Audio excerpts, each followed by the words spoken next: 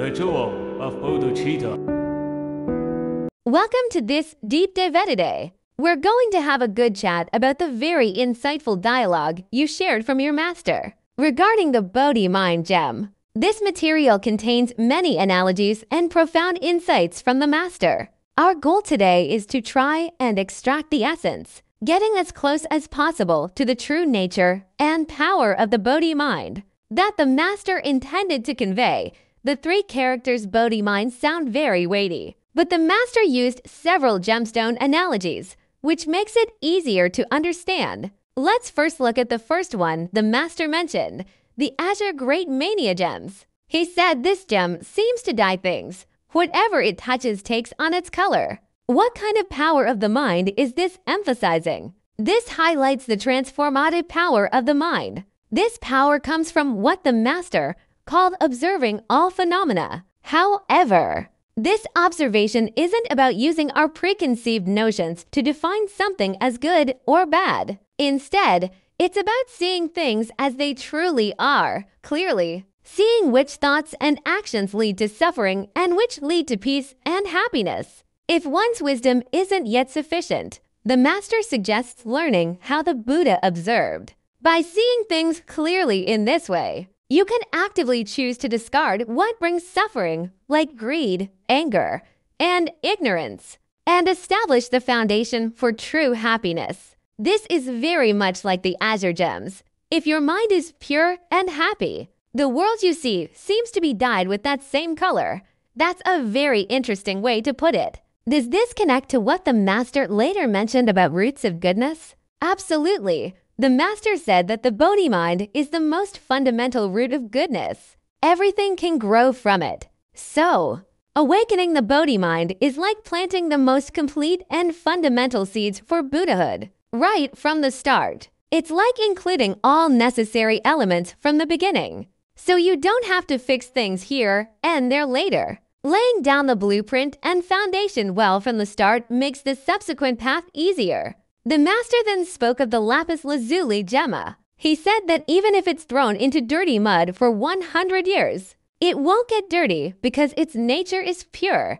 This metaphor suggests that the Bodhi mind, even in our desired realm, which is full of temptations and problems, won't be defiled. For many, wouldn't this seem a bit too idealistic? How can one achieve this in reality? The master uses the non-permeable characteristics of the lapis lazuli gem to symbolize the self-purifying nature of the Bodhi mind. Non-permeable, yes. The key lies in the ability to prevent wrong views from entering. The defilements of the desired realm are the strongest because there are many direct sensory temptations, while the form realm and formless realm don't have the coarse afflictions of the desired realm. The habitual tendencies you bring with you, whether good or bad, will be amplified. That's so. It's not about changing locations. The fundamental issue isn't about the environment, but whether you can maintain correct views in any environment and prevent wrong thoughts from unsettling your mind. Just like the lapis lazuli gem, no matter how dirty its exterior is, it doesn't affect its inner purity. The key is the protective power of right view. Then the master mentioned the third analogy, the pure bright gems. He said its radiance can outshine all other gems. He used this to symbolize that the Bodhi mind can outshine the merits of ordinary beings and Hinayana practitioners. This outshining sounds a bit like a comparison. Is it saying who is more powerful? Here, outshining isn't about a comparison of superiority or power in the way we usually think. It's a contrast between true and false. The master used a wonderful analogy. He said it's like a computer screen. The screen itself is the substance. It's always there and is real. But the images and text displayed on the screen are appearances. They change constantly and are illusory. The Bodhi mind is the realization of that constant, unchanging, true nature. In contrast, for ordinary beings or Hinayana practitioners here, Hinayana primarily refers to Shravakas and Pratyeka Buddhas who seek only their own liberation. If they haven't yet seen this true substance, then their accumulated merits. Compared to this ultimate truth, are like the images on the screen. Once you turn off the computer, Or rather, once you realize that true nature, the illusory images on the screen naturally disappear. This is what outshining means. Explaining substance and appearance using the analogy of a computer screen. And its images makes it instantly much clearer. So that's what outshining means. When the real emerges, the illusory naturally disappears. The key is to realize that substance, appearance, function, and emptiness, provisional existence, and the middle way are essentially one and inseparable. Next, the flame gem is more straightforward.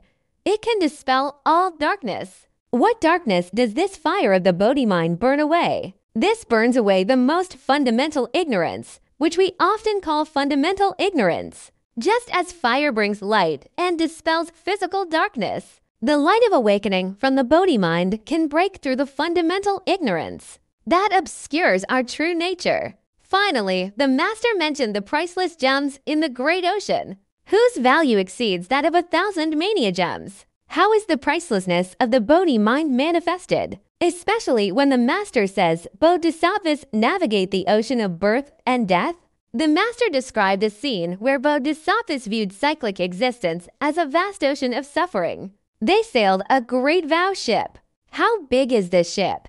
It's as deep and vast as their wisdom, and as grand as their vows. Then, with an unwavering perseverance, they transport this priceless Bodhi mind gem to the shore of liberation. What is the ship's power? The power is the great compassionate vow to save all sentient beings. This process is incredibly arduous. Bodhisattvas may even encounter beings who are ungrateful, misunderstand them, or even harm them. Therefore, bodhisattvas need immeasurable compassion and excellent methods, which are skillful means. They patiently guide sentient beings towards better directions that they can accept, rather than forcing them. This willingness and action to endure all difficulties for others, its breadth, depth, and selflessness, are something that the merits of Hinayana practitioners who only seek their own liberation can hardly compare to. This is its pricelessness. Listening to this, through the Master's 5 gemstone analogies today, we've gained some insight into the nature of the Bodhi mind from different perspectives. It has its transformative power, like the azure gems, its uncontaminated purity, like the lapis lazuli gems, its absolute reality, like the pure bright gems, its power to dispel darkness, like the flame gems, and that priceless compassionate vow to save all beings even in the ocean of suffering, like the priceless gems. In summary, the Master's core reminders probably involve observing your mind and everything outside of it, guarding against wrong views, confirming the true essence, breaking through fundamental ignorance, and most importantly, making great vows and acting with great compassion. These are not just inspiring states. They are more like a step-by-step spiritual map that we can follow. The Master's analogy of the computer screen and images to represent reality and illusion is truly insightful. I'd like to leave listeners with a thought in your daily experience. What feelings or phenomena do you feel are more like the constant, unchanging essence of the screen? And what are constantly rising and ceasing, more like the changing images? This might be a question you can take back into your life and observe and experience at any time. Thank you very much for listening. I hope this discussion has brought you some new insights. We'll see you next time.